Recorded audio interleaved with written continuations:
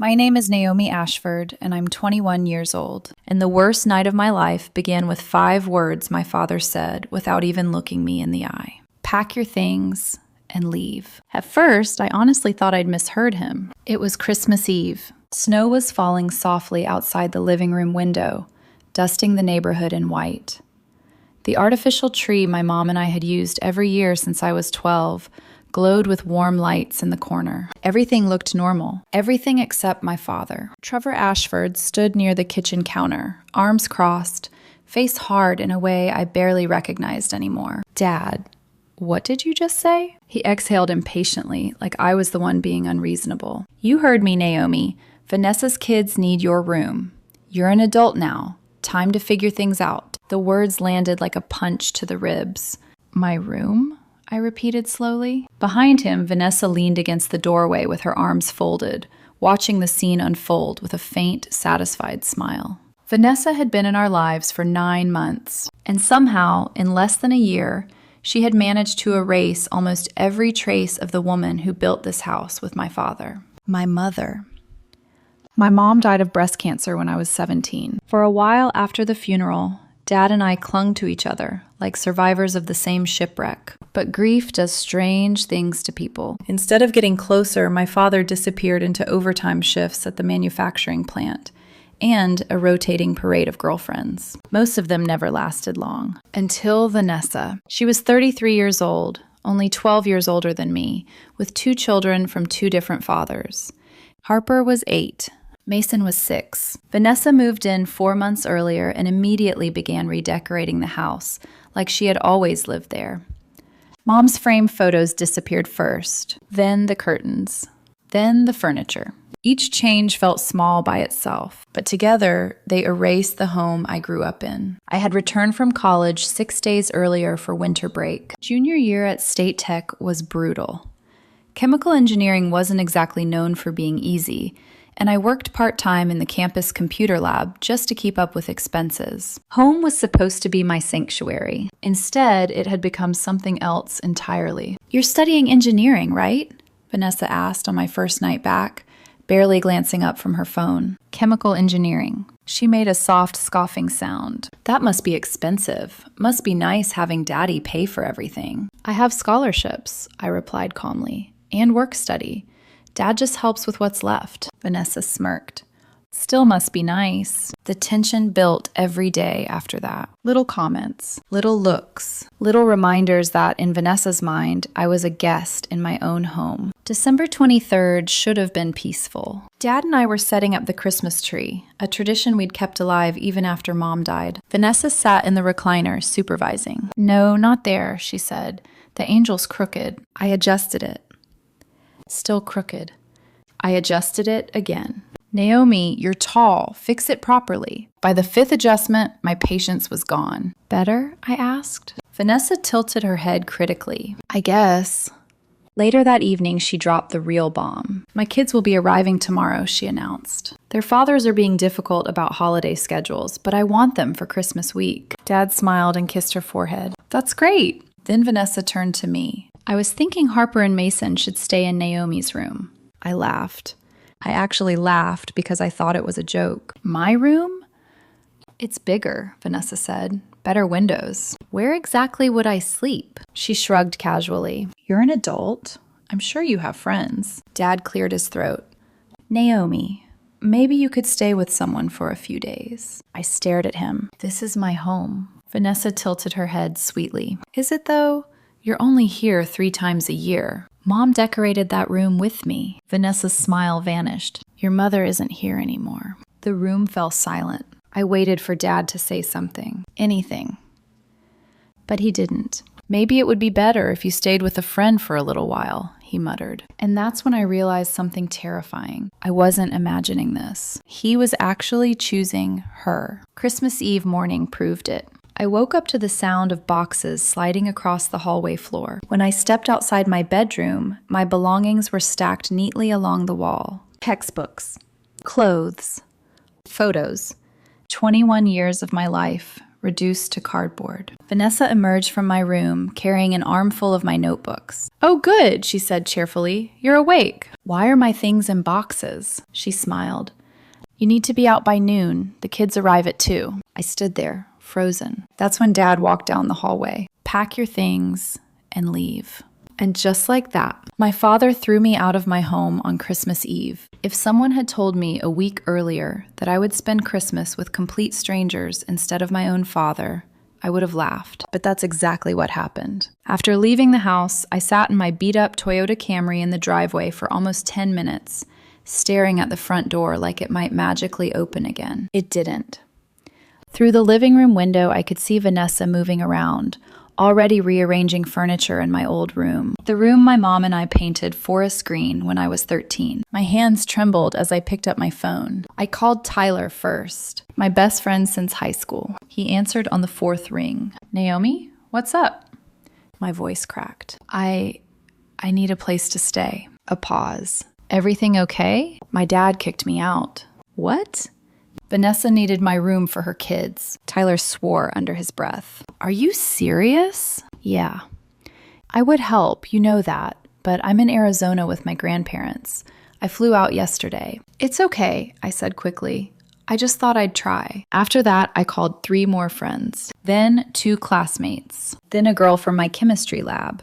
Everyone had the same answer. They were home with their families. It was Christmas Eve. No one expects to suddenly need emergency housing on Christmas Eve. Eventually, the cold forced me to start driving. Snow thickened across the highway as I headed toward the interstate with no real destination. My gas tank was half full. My checking account held exactly $238. By the time I pulled into a truck stop diner along Interstate 40, the sky had gone completely dark. Inside, the diner smelled like burnt coffee and frying grease. I ordered the cheapest thing on the menu, a single cup of coffee, and sat in the corner booth pretending not to cry. My phone buzzed about 20 minutes later.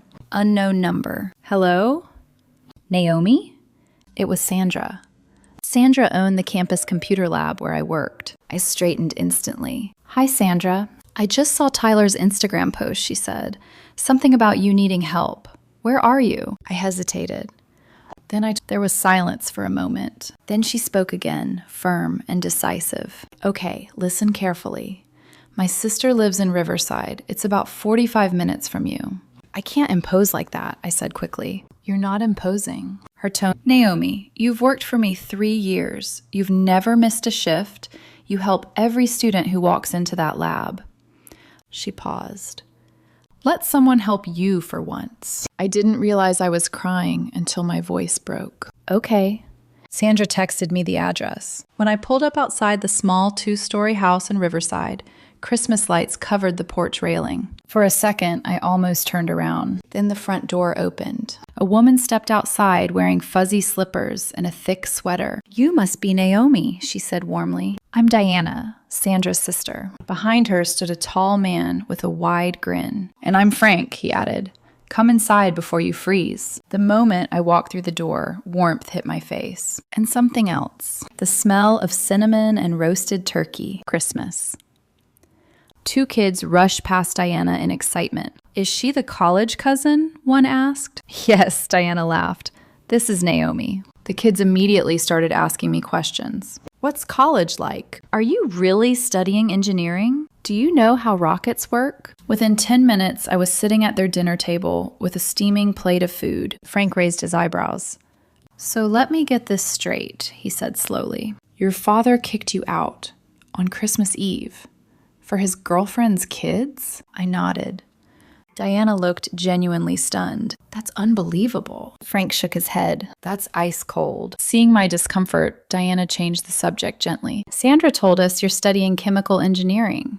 "Yeah," I said. "I want to work in pharmaceuticals someday." Her eyes lit up.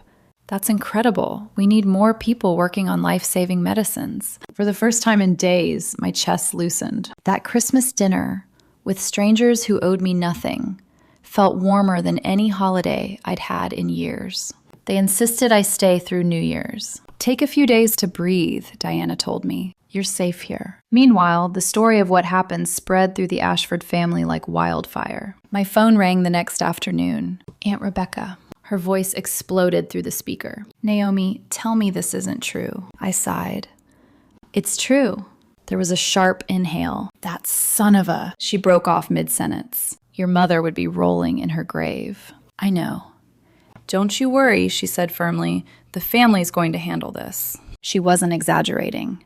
The family explosion happened within hours. My grandmother, Helen Ashford, was 84 years old and had absolutely no filter left. Later that evening, she left my father a voicemail so loud half the relatives heard it. Trevor James Ashford, she shouted. You threw your daughter out on Christmas Eve for some woman's children?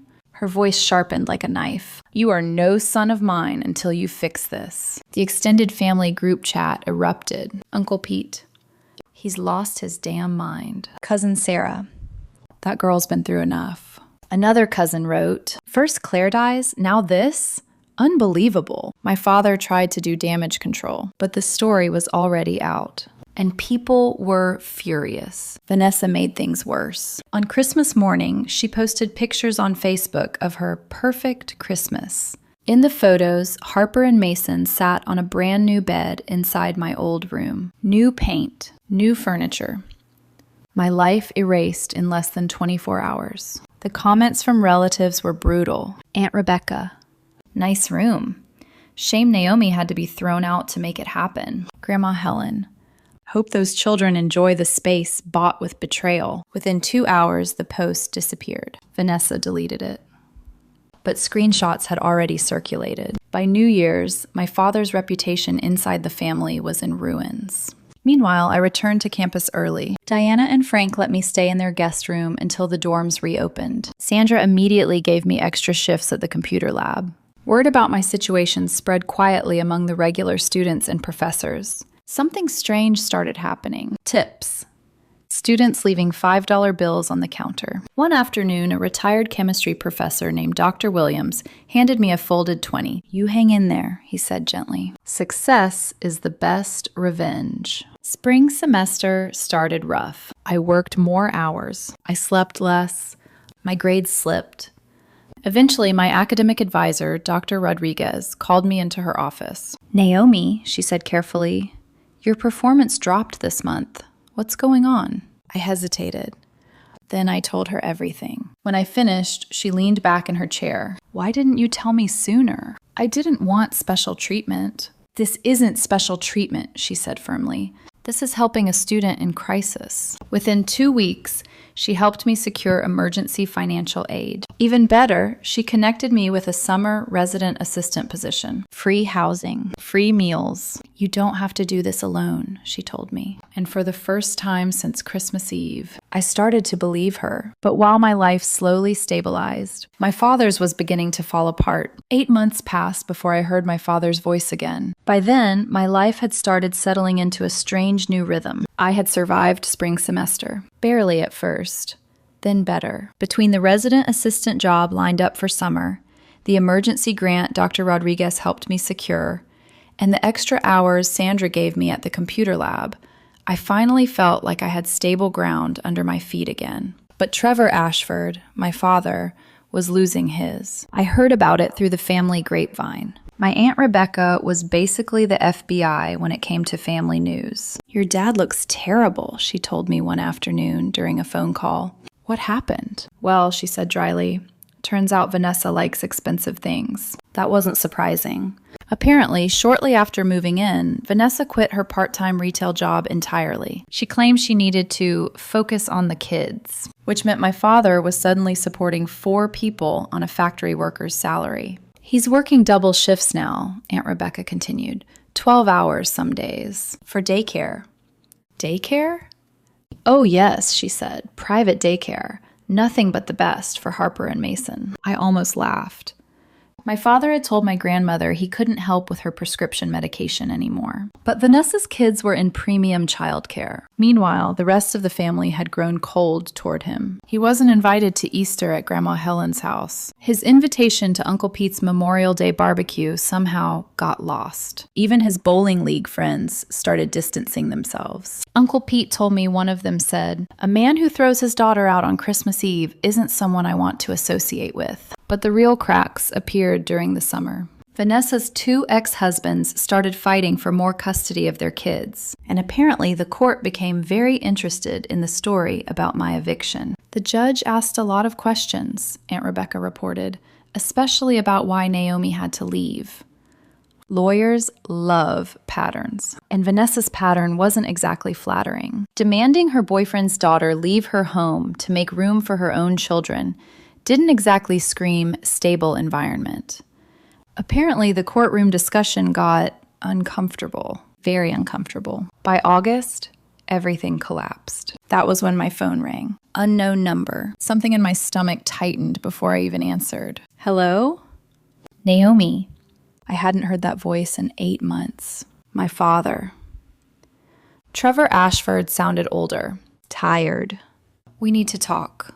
I leaned back in my dorm chair. We really don't. Please. His voice cracked slightly. Things with Vanessa, they're complicated. Not my problem. Silence stretched between us. Then he said the words I already suspected were coming. She left. I raised an eyebrow. Shocking. She took the kids. Also shocking. And she cleaned out my savings account. There it was. The real reason for the call. I'm sorry to hear that, I said flatly. Naomi, I made a mistake. I stared at the wall in front of me. No, Dad, I said quietly. You made a choice. She manipulated me. You let her. I was trying to make her happy. By making your daughter homeless on Christmas Eve? You weren't homeless, he argued quickly. You figured it out. My chest tightened. No thanks to you. I stood up and began pacing the room. Do you know who took me in? Naomi. Complete strangers, I cut him off. People who had never met me before. They fed me, gave me a bed, and treated me like family. I stopped pacing. You know what they didn't do? He didn't answer. They didn't throw me out. His voice softened. Come home. I almost laughed. Come home? Yes, your room is still here. The room you let her redecorate? I'll change it back. You can't change back betrayal. His tone shifted suddenly. How long are you going to punish me for this? I blinked in disbelief. Punish you? I said I was sorry. No, I corrected. You didn't. You said you made a mistake. Well, fine, he snapped. I'm sorry. See the difference? I said quietly. You're not sorry you hurt me. You're sorry it cost you. He didn't respond, and I realized something in that moment. The grief I'd carried since Christmas Eve was gone. In its place was something colder. Clarity. I hope things work out for you, I said calmly. Then I hung up. Senior year became the turning point of my life. Without the constant emotional weight of waiting for an apology that would never come, I threw myself into my work. My grades rebounded, then soared. By winter, I landed an internship with a major pharmaceutical research company. In the spring, I received the email that changed everything. Full acceptance into their graduate program. Full funding. The kid who got thrown out on Christmas Eve was officially going to graduate school. Graduation day arrived faster than I expected. The ceremony hall buzzed with excitement. Families filled the seats. I spotted Diana and Frank waving enthusiastically from the front rows. Sandra sat beside them looking ridiculously proud. And near the back, I saw him. My father. He looked older, grayer, smaller somehow. The house, I later learned, was already in foreclosure. Vanessa had convinced him to take out a second mortgage to fund her online boutique. The business never existed. After the ceremony, he approached me slowly. Naomi, he said, congratulations. Thanks. Your mother would be proud. I raised a hand. Don't. His brow furrowed. You don't get to invoke Mom. She would have been horrified by what you did. His shoulders sagged. How long? How long before you forgive me? I met his eyes. Forgiveness requires repentance. Real repentance. What do you want from me? He asked. Nothing. Absolutely nothing. He flinched. That's what you taught me I could expect from you. Right then, my grandmother appeared beside us like a storm cloud. Trevor straightened nervously. Mom. She raised a hand. Kicking out your daughter for a girlfriend isn't a mistake, she said coldly. It's a revelation of character. My father said nothing. And neither did I. Because by that point, there was nothing left to say. The strange thing about betrayal is that life doesn't stop after it happens. At first, it feels like the world should pause. Like everything should freeze long enough for you to understand how someone who once loved you could choose someone else so easily. But the world keeps moving. Classes continue. Rent is due. Exams arrive. And slowly, almost without realizing it, you start moving forward too. That fall, I began my master's program in chemical engineering. Graduate school was brutal in a completely different way than undergrad. The research workload alone could swallow entire weeks. But for the first time in years, my life felt like it belonged to me. I moved into a shared apartment near campus with 2 other graduate students. Neither of them knew anything about my father or the Christmas Eve incident. To them, I was just Naomi, the girl who stayed up too late running simulations and forgot to eat when experiments were going well. And honestly, I liked that. Meanwhile, the computer lab job evolved into something bigger. Sandra had run the lab for nearly 15 years, and she began slowly training me to handle the managerial side of things. Scheduling, equipment purchases, training new assistants. You've built something here, she told me one afternoon while we were closing the lab. A life. I smiled faintly. And the best part? She leaned against the counter and gestured around the room. You built it without him. Back in my hometown, my father's situation had continued to unravel. About 6 months after the graduation ceremony, the bank foreclosed on the house. The house I grew up in, the one he had kicked me out of. Apparently, the second mortgage Vanessa convinced him to take out had pushed everything over the edge. Without her around, and with the debts she left behind, he simply couldn't keep up with the payments. He moved into a tiny studio apartment on the other side of town. Aunt Rebecca told me the family helped him find the place, but the warmth was gone. People still spoke to him.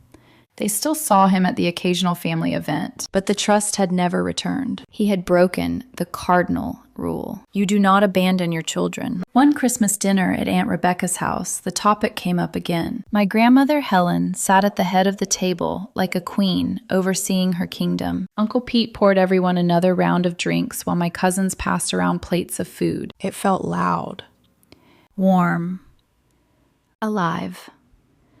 The kind of family gathering that had become my normal. He asks about you sometimes, Aunt Rebecca said carefully. I shrugged. Good for him. Naomi, she hesitated. He's still your father. I set down my fork. Biologically, yes. But fathers don't throw their daughters out on Christmas Eve. No one at the table argued. Uncle Pete lifted his beer. To chosen family, he said. And to Naomi, for surviving everything and still thriving. Everyone raised their glasses. And in that moment, looking around that table, I realized something important. The people who had shown up when my life collapsed were the only ones who truly mattered. 2 years later, I graduated with my master's degree. Shortly afterward, I received an offer from a major pharmaceutical research company. The work focused on developing medications for cancer patients. The irony wasn't lost on me. My mother had died from breast cancer. Now I would spend my career helping fight the same disease. The salary was incredible. The benefits were even better. And for the first time since I was 17, I felt like my life had come full circle. Around that time, something unexpected happened. My father reached out. Not through a phone call, not through family, through LinkedIn. The message was short. Proud of your accomplishments, Naomi. Would love to reconnect sometime. I stared at the notification for a long moment. Then I closed the app and never replied. Vanessa, according to family gossip, had already moved on to another man, another house, another relationship where she could settle in, take control, and drain whatever resources she could. My father was just one more man in a long line she had used. But that didn't excuse his decision. As Diana once told me when we talked about it over coffee, she didn't force him to choose. He made that choice himself. 5 years after the night he kicked me out, something beautiful happened. I got engaged. His name is Ethan Carter. We met at a research conference on sustainable chemical manufacturing. He was an environmental scientist, brilliant, thoughtful, and patient in a way that immediately made me feel safe. One evening, sitting together on the balcony of my apartment, he asked the question I had known was coming. "What about your dad?" he asked gently. I looked out at the city lights. "I don't know where he is," I said honestly. "And I don't really care. You'll need to decide about the wedding." "No," I said quietly. "I won't. He's not invited." Instead, I turned to Frank, the man who had opened his door to me the night I had nowhere else to go. "Would you walk me down the aisle?" Frank's eyes filled with tears. "I'd be honored." The wedding was beautiful. Grandma Helen cried through half the ceremony. Aunt Rebecca delivered a speech full of embarrassing childhood stories. Sandra toasted to resilience and second chances. And Frank walked me down the aisle like I had always been his daughter. Later that night, someone mentioned something strange. Apparently, my father had driven past the venue. He saw the lights, the music, the laughter through the windows, and then he drove away. He didn't come inside. He didn't try to interrupt. He just left. And honestly, that felt right, because my story isn't about reconciliation. It's about something much simpler. When someone shows you their priorities, believe them. The night my father looked me in the eyes and told me to leave so his girlfriend's kids could have my room, he revealed exactly who he was. And some choices can't be undone. Some words can't be unsaid. Some relationships break in ways that can never truly be repaired. Today, I have a life filled with people who chose me. Friends, mentors, family who proved love through their actions. The man who threw me out on Christmas Eve doesn't get to be part of that life. And that's not cruelty. That's consequences. Because sometimes the family that chooses you is worth far more than the one that abandoned you.